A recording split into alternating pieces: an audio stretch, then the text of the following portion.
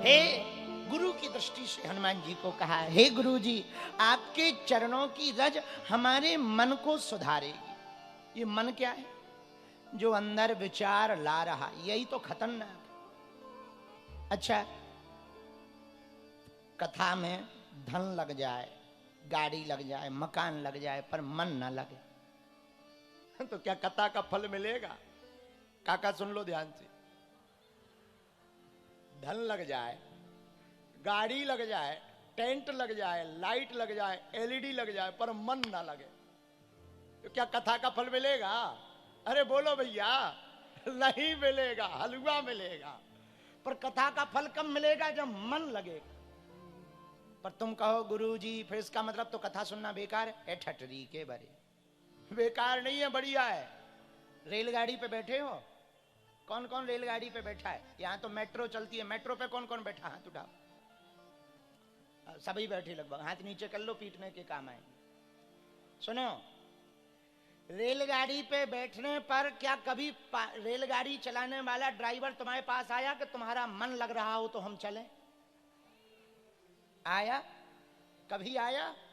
मन लगे या ना लगे, गाड़ी पे बैठ जाओ, वो मंजिल तक पहुंचाएगी ही पहुंचाएगी। वैसे ही कथा में तुम्हारा मन लगे या ना लगे, पर बैठ जाओ तो कथा भगवान तक पहुंचाएगी ही पहुंचाएगी। पर जिंदगी को आनंद लेना है तो जिंदगी का आनंद है, जो अंदर होगा वो बाहर होगा। अंदर ठीक करने के लिए बाहर, जैसे बाहर कचरा लग जाए तो क्या करो? सर्फ एक्सल लगाओ, साबुन लगाओ, बढ़िया बढ़िया शैम्पू आ गई, बढ़िया बढ़िया वो आ गए, साबुन आ गए, और बढ़िया बढ़िया अब आजकल तो मसाजें होने लगी। बढ़िया कर लो, कोई दिक्कत नहीं, बढ़िया खूब बढ़िया कचरा सही हो जाएगा, कालिख मिट जाएगी, टैनिंग मिट जाएगी, सब ठीक हो जाएगा, बाहर हो जाओगे। लेकिन मन खराब हो गए तो सर्फ एक्सल पियो क्या? मन कैसे ठीक होगा? मन खराब हो तो भाई, तन खराब हो तो साबुन लगाते हैं, कपड़ा खराब होता है तो सर्फ एक्सल लगाते हैं, पर मन खराब हो तो क्या लगाए? बोलो बोलो। यदि तन खराब हो तो साबुन लगाओ, पर मन खराब हो तो प्रभु की कथा सुन जाओ। ये मन का डिटर्जेंट है कथा, मन का साबुन है कथा, मन का साबुन है कथा। इसीलिए तुलसीदास जी गुरु जी की वंदना, हनुमान जी की वंदना गुरु रूप में कर रहे। श्री गुरु चरण सरोज रज निज मन मुकुर। अच्छा, एक बात और इस दोहा की लाइन में, रज की बात की, चरण रज, चरण रज ही क्यों कहा? रज की बड़ी महिमा है।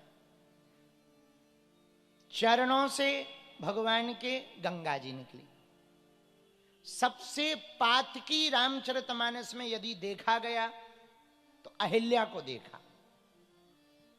अहिल्या पातकी है, पापनी है, पति की श्राप के कारण शिला बन गई, अब पड़ी है रास्ते में। राम जी गुरु जी के साथ पहुंचे, गुरु जी ने कहा चरण कमल रज चाहती। हे राम जी, ये आपके चरणों की रज चाहती। राम जी बोले प्रभु हमारे चरणों की रज, आप तो हमारे गुरु जी हो, आप अपने चरणों की रज दे दो, हमारी क्यों? हम तो चेला हैं, आप गुरु हो। गुरु श्रेष्ठ होता है कि चेला? बोलिए, बोलो बोलो, गुरु श्रेष्ठ होता है कि चेला? गुरु।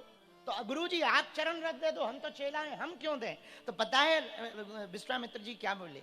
राम, बात सही है तुम्हारी कि हम तुम्हारे गुरु हैं, मानते हैं तप बल है, ज्ञान बल है, बुद्धि बल है, पर राम चरित्र बल जो तुम्हारा है वो इस पृथ्वी पर किसी और का नहीं है। और अहिल्या चरित्र से हीन, पाप इसी का लगा ना, चरित्रहीनता का पाप लगा। तो चरित्रहीनता के पाप के दोष को मिटाने का कोई कार्य कर सकता तो जिसका चरित्र उत्तम होगा वही कर सकता, वो राम तुम हो। राम जी का चरित्र कैसा है? कैसा है? आहा, इसका वर्णन मिलेगा लंका का। जब राम जी ने रावण को मार दिया, रावण धराशायी हो गया, और रात के समय चांद की चांदनी को देखते हुए रघुनंदन वीर श्री राम शिला के ऊपर बैठ करके विचार करने लगे। चांद की चांदनी छिटक रही थी, रावण मर गया था, युद्ध जीत गए थे राम, मां जानकी जी से कल प्रातः काल मिलना था और आज मिलने के पूर्व की रात में चांद की चांदनी में रघुनंदन रघुवीर श्री राम प्रतापी परम प्रतापी प्रभु श्री राम विराजमान थे। जरा चरित्र देखना राम का कितना निर्मल है। उसी समय लंकेश दशानन की पत्नी मंदोदरी पीछे की तरफ से पास आई। राम जी ने जैसे ही किसी स्त्री की छाया को देखा, रघुनंदन रघुवीर राम खड़े हो गए, मुड़े नहीं, खड़े हुए और हाथ जोड़कर कहा, मां तुम कौन हो?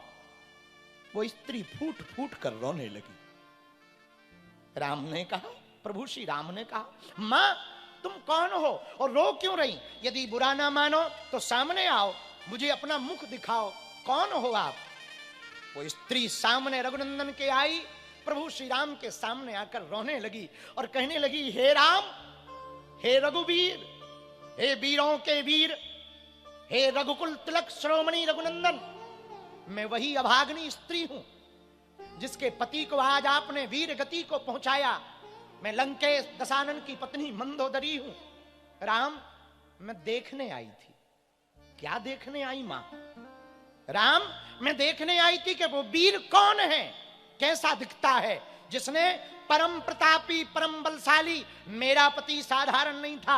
जब मेरा पति चलता था तो पृथ्वी डोलती थी, देवता जगह छोड़ देते थे, कंदराओं में छुप जाते थे, इंद्र भी सामना नहीं कर पाता था। इतना बलशाली मेरा पति दिग्विजयी था, उसे दशानन कहा जाता था। मैं देखने आई हूं इतने बलशाली पति को मारने वाला वो वीर कौन है और उसके अंदर ऐसा क्या है कि मेरा पति हार गया और तुम जीत गए। प्रभु राम ने कहा, मां आपने मुझे देख तो लिया ही है, अब जरा बताओ मेरे अंदर ऐसा क्या है जो तुम्हारे पति के अंदर नहीं था और तुम्हारे पति हार गए और ये दास जीत गया, आपका ये बालक जीत गया। मंदोदरी फूट फूट कर रोने लगी, पागलो रोती हुई कहने लगी, राम एक मेरा पति था जो दूसरों की स्त्री को अपनी पत्नी बनाना चाहता था, एक राम तुम हो, स्त्री की छाया देखकर मां मानकर खड़े हो जाते। ऐसा पृथ्वी पर दूसरा कोई नहीं है। ये चरित्र है राम का, इतना पावन चरित्र है राम का, इसलिए तो चरण रज की महिमा है। अपने से श्रेष्ठ की चरण रज की बड़ी महिमा है। बालाजी महाराज के कृपा पात्र बागेश्वर धाम पीठाधीश्वर परम पूज्य धीरेन्द्र कृष्ण शास्त्री जी महाराज का पावन संकल्प। मध्य प्रदेश में छतरपुर के ग्राम गढ़ा में बनेगा विश्व स्तरीय कैंसर अस्पताल एवं रिसर्च सेंटर, जिसकी आधारशिला देश के यशस्वी प्रधानमंत्री नरेंद्र मोदी जी के कर कमलों से रखी जा चुकी है। 200 करोड़ रुपए की लागत वाले 100 बेड के इस अस्पताल में गरीबों का होगा मुफ्त इलाज। ये बहुत बड़ा अवसर है, बहुत बड़ा काम है। संकल्प बड़ा हो, संतों के आशीर्वाद हो, प्रभु की कृपा हो तो समय सीमा में सब पूर्ण होता है। हमारे प्रियजनों, बागेश्वर धाम पूरे भारत के लोगों, अभी तक अस्पतालों में मंदिर थे, अब मंदिर में अस्पताल होगा। कैंसर हॉस्पिटल निर्माण हेतु सहयोग देकर पुण्य के भागी बने।